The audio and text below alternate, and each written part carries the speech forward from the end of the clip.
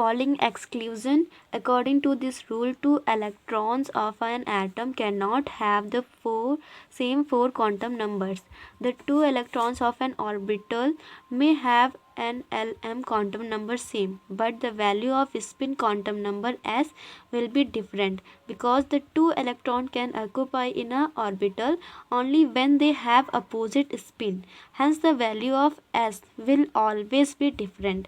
इस रूल के अनुसार किसी भी एटम के जो दो इलेक्ट्रॉन्स होंगे उनका जो क्वांटम नंबर होगा वो सेम नहीं होगा. The two electrons of an orbital में have Lm quantum number same.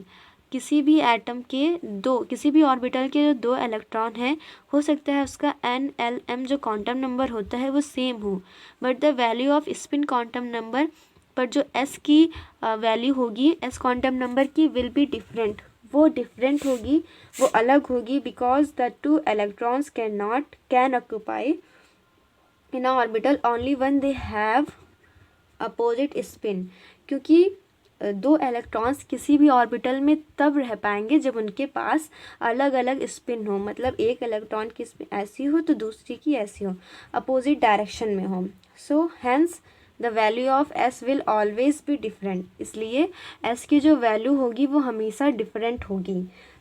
Example के लिए देखते हैं 1s2. तो 1 जो है वो प्रिंसिपल क्वांटम नंबर है, जो आगे लिखा रहता है वो n होता है प्रिंसिपल क्वांटम नंबर. तो n की वैल्यू 1 है, l की वैल्यू 0 है क्योंकि s ऑर्बिटल के लिए l की वैल्यू 0 होती है. 2 है मतलब इसमें 2 इलेक्ट्रॉन्स हैं तो 1 इलेक्ट्रॉन -1 में जाएगा एंड सेकेंड वाला इलेक्ट्रॉन 0 में जाएगा.